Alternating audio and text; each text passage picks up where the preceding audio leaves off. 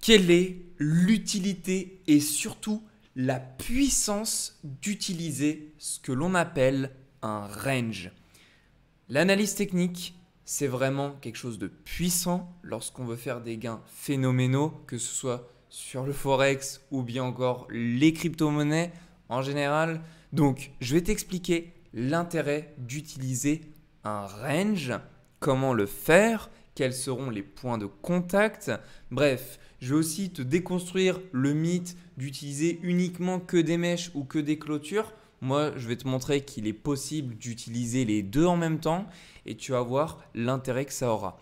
Alors, il faut savoir une chose, c'est que le range est pour moi l'un des indicateurs les plus puissants. Tant bien même que je ne te le montre pas forcément dans les vidéos que je te fais journalièrement, mais c'est quelque chose que j'utilise et qui peut en fait se suffire à lui-même pour simplement gagner de l'argent en crypto-monnaie.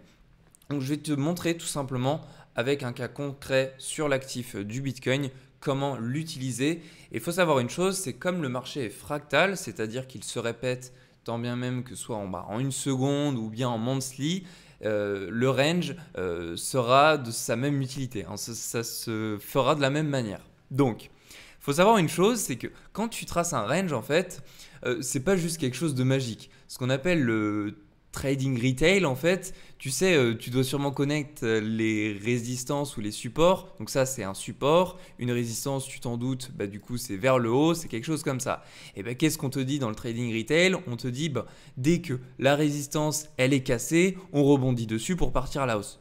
C'est exactement ce qui s'est passé. Et puis bah, là, bon, bah, le support, bon, bah, pour le coup, on n'a rien fait. Mais tu vois, c'est ce qu'on t'explique, sauf que toi, derrière, bah, tu sais pas pourquoi ça fait ça. En fait, on te dit oui, ça va faire ça, donc c'est bien, ça marche, mais ce qui est important, c'est quand même de savoir un minimum pourquoi ça le fait. Il y a un truc, je veux dire de manière très simple, tu peux l'étudier de manière très facile dans ce qu'on appelle la Smart Money Concept, et grâce à ça, en fait, bah, tu vas savoir que la trendline qui fait office de résistance, quand on la casse, qu'est-ce qu'on fait? On prend tout simplement des liquidités. Et sans trop rentrer dans les détails, en fait, la liquidité, c'est tout simplement le fait que comme bah, tout le monde se réfère à cette trendline qui fait office de résistance, tout le monde va vendre à ces moments-là. Et de ce fait, bah, comme là, au moment du breakout, ça devait être début juillet 2020, il y avait énormément de vendeurs. Ça crée énormément de liquidité pour les personnes souhaitant prendre des positions acheteuses. Et bah, de ce fait, bah, on part à la hausse. Parce que c'est les baleines qui ont acheté. Il faut savoir que là, tout ce que vous voyez là, c'est pas nous, hein. Enfin, quand je dis nous, ceux qui n'ont pas des milliards entre les mains, hein, on s'entend bien. Et ben ça, c'est des personnes ayant des milliards qui font bouger le cours. Peut-être pas au début, mais en tout cas, à partir du moment où les institutionnels sont rentrés sur le marché des crypto-monnaies, c'est eux qui font bouger le cours.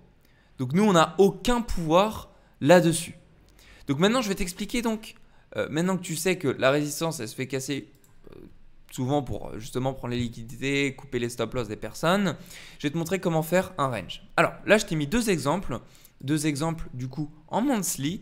Et en fait, de manière très simple, pour que tu puisses tracer un range, eh ben, il va falloir que tu prennes ce qu'on appelle des points de contact. Ce que j'appelle un point de contact, c'est tout simplement des zones sur lesquelles le prix a réagi. Par exemple, le point qu'on a juste ici, tu vois, mars 2020, tu vois ce point ici, eh ben ça c'est un point qu'on peut considérer comme un point de contact. Ça veut dire que dès lors que l'on va prendre une trendline et qu'on va la positionner ici, n'importe où est-ce qu'on veut l'emmener, eh ben on va dire que ça c'est un point de contact et que ici c'est un autre point de contact. Donc là, on a deux mèches. Sache une chose, c'est que plus tu as des points de contact sur un range que tu vas dessiner, donc là je t'ai montré la trendline pour te faire un exemple, mais plus tu auras de contact sur ton range en haut et en bas, plus il aura d'utilité.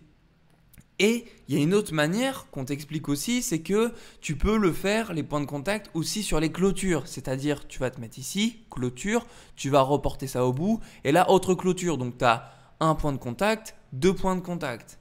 Et ben moi, je veux te dire que ça, j'y crois, mais pas trop non plus. Ça veut dire que pour moi, en fait, on peut très bien mélanger et les clôtures et les mèches. Et je vais t'expliquer à l'instant pourquoi. On a ici un range que je t'ai dessiné au préalable. Et ben, qu'est-ce qu'on peut voir? On peut voir qu'on a ici des clôtures de bougies qui sont intervenus dans la zone des 10 360 $ sur le prix du Bitcoin et que après, on a eu des mèches qui sont venues tâter dessus et on n'a pas forcément clôturé après. Et c'est ça que je veux te dire, c'est qu'en fait, on n'a pas besoin de se focus uniquement que sur les mèches ou uniquement que sur les bougies. Sache qu'il y a deux camps. Il y a des camps qui vont te dire « moi je fais que les bougies », il y a des camps qui vont te dire « moi je fais que les mèches ». À ce moment-là, l'objectif pour toi, ça va être tout simplement de déceler ce que la majorité décèle. Donc, la principale des choses que tu devras faire, c'est tenter de voir approximativement ce que la majorité des personnes pensent du marché. Qu'est-ce qu'ils vont faire? Et c'est pour ça que, tu vois, la puissance de mélanger les deux, c'est que tout simplement, ça te permet de voir où est-ce qu'on est. Alors ici, qu'est-ce qu'on peut en déduire grâce à ce range? On peut en déduire qu'ici, du coup, on a un haut de range qu'on a pu dessiner. Alors, je n'ai pas pris en compte cette sortie, puisque on pourrait la prendre en compte. Je vais te montrer un exemple juste après. Mais si on ne la prend pas en compte, l'intérêt, c'est qu'on a beaucoup plus de points de contact. Donc ici, on a eu la sortie. Donc, dès lors qu'on est sorti, tu aurais pu éventuellement envisager sur une plus petite unité de temps, une fois que tu as fait ton analyse mensuelle, tout simplement, à la prochaine clôture weekly, tu lances un short. Et là, tu définis tes targets. Et à la réintégration, tu vois, donc je me remets en mensuel pour que tu comprennes. Nous avons eu d'autres points de contact. Donc ça veut dire que si on en a eu d'autres juste après, c'est que ce range a son utilité. Et après, qu'est-ce qu'on peut remarquer? On peut remarquer qu'on a fait une grande sortie, qu'on a voulu clôturer pile sur ce niveau. Donc ça veut dire que le prix réagit sur la zone des 6 400 $. Et au moment où on a clôturé plusieurs fois en monthly au-dessus de ce range, on a fini par rebondir dessus. À ce moment-là, un achat était envisageable. Et donc, ça, c'est une analyse mensuelle. Et tu l'as vu, c'est fractal, comme je te l'ai dit. Ça veut dire que tout se répète. Là, on est en mensuel. Ça paraît pas souvent ce genre de choses. On a envie, par exemple, tu vois, les 10 300, si tu étais en daily, on va remettre le range. Si on était en daily, donc on devait être… alors, attends, je regarde. On était peut-être ici. Toi, tu t'aurais peut-être dit « Ah non, je n'attends surtout pas le rebond.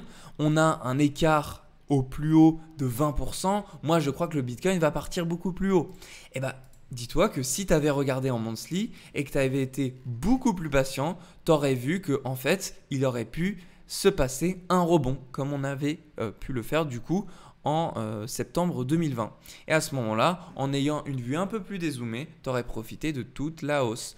Et alors, si tu avais investi au plus haut, tu aurais fait un 430%. Et si tu avais investi plus bas sur le rebond, tu aurais fait un 530%, 60% de plus. Ce n'est pas à négliger. Donc ça, tu l'as vu, comment moi j'ai dessiné ça. Tu peux prendre un screenshot pour tenter de faire la même chose de ton côté. Prends les points de contact sur et les bougies et les mèches. L'objectif, c'est que tu en aies le plus. C'est pas d'avoir que les mèches ou que les bougies, c'est d'avoir le plus de points de contact. Ce qui nous intéresse, c'est pour les gens qui font du price action, c'est de voir là où le prix a le plus réagi. S'il clôture sur un endroit, c'est pas pour rien, surtout en monthly. Ensuite, je vais te montrer, comme je te l'ai dit, que je te dirai tout à l'heure, si on aurait pris que les mèches ici, ça c'est important. Mais là, il n'y a pas beaucoup de points de contact, mais c'est important parce que ça c'est un all-time high. C'est une zone sur laquelle beaucoup de personnes s'y pencheront. Et du coup, qu'est-ce qu'on a vécu en fait à partir de fin novembre et début décembre 2020? On a vécu une clôture pile sur ce all-time high. Alors à ce moment-là, c'était difficile entre guillemets à cerner. On n'aurait pas pu se fier, je pense, qu'à cet indicateur de range, tout simplement parce qu'on aurait pu clôturer pour ensuite repartir plus bas. Ça aurait pu très bien se passer. Donc à ce moment-là, il est intéressant de zoomer en weekly pour voir ce qui se passe. On a clôturé en weekly au-dessus. À ce moment-là, tu peux envisager de prendre un trade ici et à mettre un stop loss en dessous ce précédent all-time high, c'est-à-dire les 19 800 $. Donc je te donne un exemple pour que tu puisses comprendre. Tu poses un stop loss en dessous, à quelques pourcentages en dessous, et puis tu rentres soit sur la clôture, enfin tu vois un petit peu comment tu souhaites t'organiser. Donc, dès lors que tu as clôturé dessus, tu sais que ça va passer bullish. Et là, tu mets une target. Donc, soit tu utilises une extension de Fibonacci pour savoir un petit peu où est-ce que le prix pourrait aller. Soit tu fais une target par exemple de 2 pour 1 ou de 3 pour 1. Et puis voilà, le prix t'aurait emmené dans ces eaux-là. Donc voilà un petit peu comment tu peux organiser ça. Et puis je te montre un autre exemple. Donc ça, c'était à l'époque, juste ici, dans les années 2014, 2015 et 2016, on a eu un autre range. Alors ce range, en fait, tu peux le dessiner, je veux dire, bien en retard. Même s'il y a des sorties, on s'en fiche. Parce que comme je t'ai dit, l'objectif, c'est quoi? C'est d'avoir le plus de points de contact. Et par exemple, si tu t'étais focus ici, là, tu dis, ok, en monthly, je décèle un range. Je vois qu'il y a un range. Donc, je vais tenter de reporter ce range dans le passé pour voir si effectivement, il y a encore plus de points de contact. Et oui, il y a encore plus de points de contact. Ici, je me suis référé à cette mèche aux 485 $. C'est vous dire, le 485 $ sur Bitcoin, on aimerait y être. Ici, septembre 2014, on a une clôture. Et puis là, on a eu une mèche sur avril 2014 qui constitue le bas de ce range. Et là, on a eu des clôtures. Donc à ce moment-là, on peut dire qu'effectivement, en plus en monthly, on a eu beaucoup de points de contact. Donc ce range est très pertinent. Je me mets en weekly. Je regarde qu'est-ce qui s'est passé. C'est magique. On a eu une mèche qui a rebondi pile sur le haut du range. On a fait un flip level et on est reparti directement en bull run. Donc c'est pour te dire la puissance des ranges. Tu peux les faire de la grandeur que tu veux, de la taille que tu as envie. L'objectif, c'est comme je te l'ai dit, c'est d'avoir un maximum de points de contact. Et à ce moment-là, tu pourras t'en tirer vraiment gagnant sur le long terme. Donc voilà pour ce qui était de la vidéo. J'espère qu'elle t'a plu. Je te souhaite à toi une très belle journée et on se retrouve dans une prochaine vidéo.